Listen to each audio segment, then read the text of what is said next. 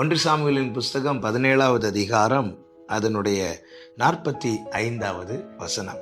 அதற்கு தாவீது பெலிஸ்தனை நோக்கி, நீ பட்டயத்தோடும் ஈட்டியோடும் கேடகத்தோடும் என்னிடத்தில் வருகிறாய், நானோ நீ நிந்தித்த இஸ்ரவேலுடைய இராணுவங்களின் தேவனாகிய சேனைகளுடைய கர்த்தரின் நாமத்திலே உன்னிடத்தில் வருகிறேன்.